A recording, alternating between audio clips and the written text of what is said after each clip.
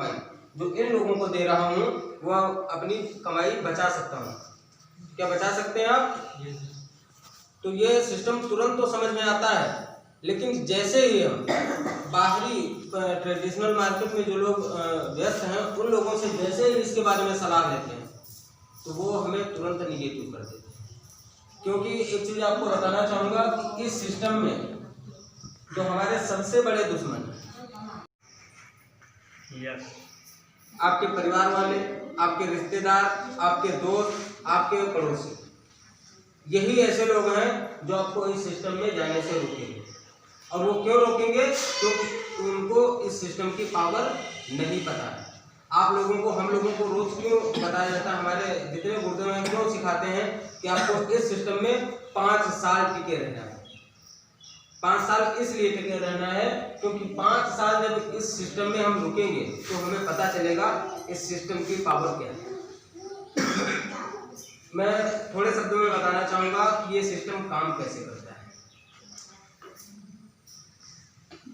एक चीज आप लोगों ने सुनी होगी, चक्रवृद्धि ब्याज। सुना है सर? जी। कितने लोगों ने सुना चक्रवृद्धि ब्याज और कितने लोगों ने पढ़ा है? मैं एक बार जानना चाहूंगा कि यहाँ पे कितने लोग हैं जो डिस्ट्रीब्यूटर हैं हर के, प्लीज। Okay, thank you. एक बार अपने लिए जोरदार। तो ये सिस्टम जो है काम करता है जैसे चक्रवृद्धि ब्याज काम करता है, जिसको बोलते हैं हम सिस्टम ऑफ कंपाउंडिंग। ये जैसे चक्रवृद्धि ब्याज काम करता है सेम उसी तरह काम करता है। आप इस सिस्टम को समझ नहीं सकते तब तक जब तक आप इसमें साल 2 साल न लगाएं। लेकिन सबसे दिलचस्प दिक्कत क्या है इस बिजनेस की? सबसे दिलचस्प दिक्कत इस बिजनेस की ये है कि लोग इस बिजनेस में 20 दिन में सफल होना चाहते हैं। 20 दिन में इस बिजनेस को, इस इतने बड़े महासागर को समझ लेना चाहते हैं। क्या ऐसा संभव हो सकता है कि 20 दिन में किसी को किसी भी इंडस्ट्री में, किसी भी क्षेत्र में सफलता मिली है? किसी को नहीं। अगर मिली है, अगर कोई लालच देता है कि मैं आपको 3 महीने में करोड़पति बना सकता हूं, तो वो लालच है। और मनुष्य को भटकाने के लिए सिर्फ 2 चीजें हैं, या तो लालच और या फिर डर। इन्हीं 2 चीजों से भटकता है मनुष्य। अगर आप लालच या डर की वजह से आप अपना सही रास्ता छोड़कर किसी ऐसे वैसे कामों में अपना समय व्यस्त करते हैं तो आप भटक जाएंगे जीवन में। फिर वापस पटरी आने में आपको कितनी मशक्कत करनी पड़ेगी ये आप स्वयं झेलेंगे। एक बार आप रास्ता भटकने के बाद फिर वापस आपको वहीं से आना पड़ता है, और तब तक फील्ड में जितने भी आपके लोग हैं जानने वाले, उन लोगों में आपकी थू-थू हो चुकी है। कोई भी आपकी बात पे बिलीव नहीं करेगा। क्यों नहीं करेगा? क्योंकि आप धोखा दिए गए। तो बताना चाहूंगा ये काम करता है सिस्टम ऑफ कंपाउंडिंग। मैं एक सिंपल सा सवाल आप लोगों से पूछूं, क्या सिस्टम ऑफ कंपाउंडिंग के बारे में किसी को भी थोड़ा सा भी पता है? कोई बात नहीं, मैं बताता हूँ। सिस्टम ऑफ कंपाउंडिंग क्या है? 1 ग्राम की वजनता पता है कितनी होती है? बस मामूली सी। और मैं अगर बोलूं कि 1 ग्राम को अगर 25 बार सिस्टम ऑफ कंपाउंडिंग के द्वारा उसको बढ़ा दिया जाए, मैं चैलेंज के साथ कह सकता हूं कि आपका पूरा गांव इतना भोजन नहीं कर पाएगा, सिर्फ 1 ग्राम का 25 गुना। और ये कैसे बढ़ता है बताता हूं आपको एक स्टोरी के माध्यम से। एक व्यक्ति ने एक राजा की किसी भी काम में कोई मदद कर दी, और वो राजा के जो ज्ञान में, वो संज्ञान में वो बात आई कि उस व्यक्ति की वजह से मेरा अनजाने किसी भी तरीके से आपने मेरी मदद की है। मैं आपके इस कार्य से बहुत खुश हूँ और मैं चाहता हूँ कि आप जो भी चाहते हैं मुझसे मांग लीजिए। तो उस व्यक्ति ने कुछ देर सोचा, तो उसने कहा सर महाराज मैं समय आने पर मांग लूंगा, जो भी मुझे मांगना है मैं समय आने पर मांग लूंगा। कुछ समय बीत गया ऐसे, और एक दिन वो व्यक्ति महाराज के दरबार में उपस्थित हुआ। उसने कहा महाराज आज मुझे जरूरत है, मैं आज आपने जो मुझे वचन दिया था मैं आज मांगना चाहता हूँ। तो उन्होंने कहा ठीक है मांग लो, क्या मांगना है? तो उन्होंने कहा सर आज मेरे घर पे खाने को कुछ नहीं है, मुझे थोड़े से चावल चाहिए।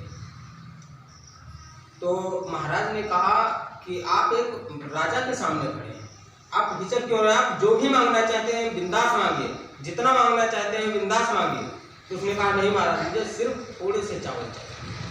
तो उसने कहा, महाराज ने पूछा कि कितने चावल चाहिए आपको? तो उस व्यक्ति ने कहा कि महाराज जो आप ये चेस खेल रहे हो शतरंज, और शतरंज में 64 खाने होते हैं। उस व्यक्ति ने कहा आप जो चेस खेल रहे हो इसमें पहले खाने पे 1 चावल, दूसरे खाने पे 2 चावल, तीसरे खाने पे 4 चावल, चौथे खाने पे 8 चावल, ऐसे डबल करते हुए 64 खानों में जितने चावल आ जाए बस मुझे उतने चावल चाहिए। 64 खानों में जितने चावल आ जाए बस मुझे उतने चावल चाहिए। तो राजा हंसे, उन्होंने कहा क्या मूर्ख आदमी है, मैंने इससे बोला था कि तू जो कुछ मांगना चाहता है मांग ले, लेकिन गरीबों की सोच हमेशा गरीब रहती है, छोटी रहती है। ये बात महाराज के दिमाग में आई कि गरीबों की सोच हमेशा छोटी होती है, और ये वास्तविकता भी है, ये वास्तविकता भी है। तो महाराज ने अपने मुनीम को आदेश दिया कि मुनीम जी कोई बात नहीं, मांगना नहीं आता, जो भी इसने मांगा है, जितने भी चावल इसके होते हैं आप इसको दे दीजिए, क्योंकि इसने मुझ पर एहसान किया। तो एक बात और बताना चाहूंगा कि राजा जितने भी हुए हैं और जितने राजा बर्बाद हुए हैं सिर्फ मंद बुद्धि की वजह से। उन्होंने कभी दिमाग ही नहीं लगाया वरदान देने में कि जो मांगना चाहते हो मांग लो। हरिश्चंद्र ने बोला कि जो मांगना चाहते हो मांग लो, क्या दशा हुई उनकी। और ऐसे एक नहीं तमाम राजा हुए जिन्होंने सिर्फ वरदान देने के चक्कर में अपना राज्य पाठ धन दौलत अपनी इज्जत तक खो दी। तो मुनीम से जब उन्होंने मुनीम को बताया कि मुनीम जी ये जितने चावल चाहते हैं इसको दे दो, तो मुनीम लोग क्योंकि उनके पास पूरा हिसाब किताब लेखा जोखा रहता है, तो मुनीम ने जब हिसाब लगाया तो चेस के 40 खानों तक पहुंचते पहुंचते पूरे राज्य का चावल खत्म हो चुका। जब 40 खानों का जब मुनीम ने हिसाब लगाया तो 40 खानों पे जितना चावल बनता था उतना चावल उस राजा के पूरे राज्य में नहीं पैदा होता था पूरे साल में। तो महाराज ने पूछा मुनीम जी सोचते क्या उसको चावल ला कर दो?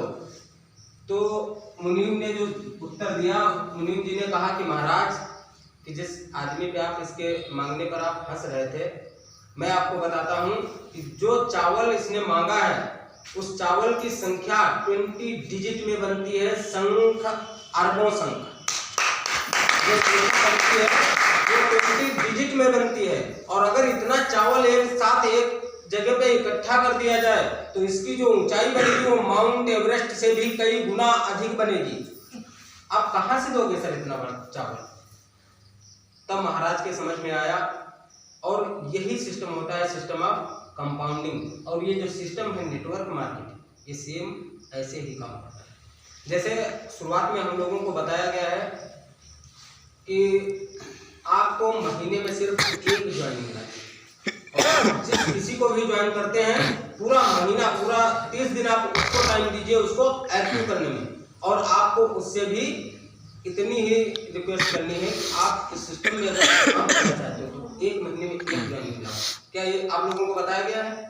हाँ बताया। और इसका जो महत्व है, इसका पावर भी आपको बताया गया होगा कि आप अगर एक ज्वाइनिंग 1 महीने में लाते हैं तो पूरे 12 महीने में 4096 ज्वाइनिंग बनती हैं और आप स्टार रूबी को पहुंचेंगे। ये पावर है इस सिस्टम को मात्र 20 दिन में समझ लेना चाहिए, मात्र 20 दिन में समझ लेना चाहते हैं। बताना चाहूंगा कि अगर आप इंटर करो तो इंटर में कम से कम 12 साल लगते हैं आपको इंटर करने में। अगर आप ग्रेजुएशन करते हो तो 3 साल लगते हैं। एक छोटे से बच्चे को जन्म लेने में 9 महीने लगते हैं। क्या कोई ऐसा सिस्टम, कोई ऐसी टेक्निक आप चला सकते हो कि 9 महीने का बच्चा 1 महीने में पैदा हो जाए? लेकिन लोग यहाँ पर दिमाग लगाते हैं, लोग यहाँ पर दिमाग लगाते हैं इसी टाइप का कि अगर एक बच्चा एक माँ से 9 महीने में जन्म होता है तो 9 अगर माँ इकट्ठी कर दी जाए तो एक बच्चा 1 महीने में जन्म ले लेगा। लेकिन ऐसा सिस्टम यहाँ पे नहीं चलता है। यहाँ पे सिस्टम आप कंपाउंडिंग से चलता है। ये हर महीने डबल होगा। आपको जितनी मेहनत 10 लोगों को अपने नीचे ज्वाइन करवाने में लगेगी उतनी मेहनत आपको 100 लोगों को ज्वाइन करवाने में नहीं लगेगी। और जितनी मेहनत जितना समय आपको 100 लोगों तक पहुंचने में लगता है 1000 लोगों तक पहुंचने में उसका आधा भी टाइम नहीं लगेगा। हमारे मनोज दीक्षित सर बताते हैं कि 10 दाहम 100 दाहम 1000। आप सिर्फ 10 लोगों को एक्टिव कीजिए और वो 10 लोग आपको कब 1000 तक पहुंचा देंगे आपको पता भी नहीं चलेगा। आपके पास रजिस्टर कम पड़ जाएंगे उन लोगों के नाम लिखने में, आपको पता नहीं चलेगा कि हमारी ए लेग में कितने लोग काम कर रहे हैं और बी लेग में कितने काम कर रहे हैं। That is system of compounding, इसी को बोलते हैं कंपाउंडिंग। तो बहुत बहुत धन्यवाद मुझे सुनने के लिए और मैं राकेश पाल जी को पुनः बुलाना चाहूँगा। थैंक यू सर, मुझे इन्वाइट करने के लिए।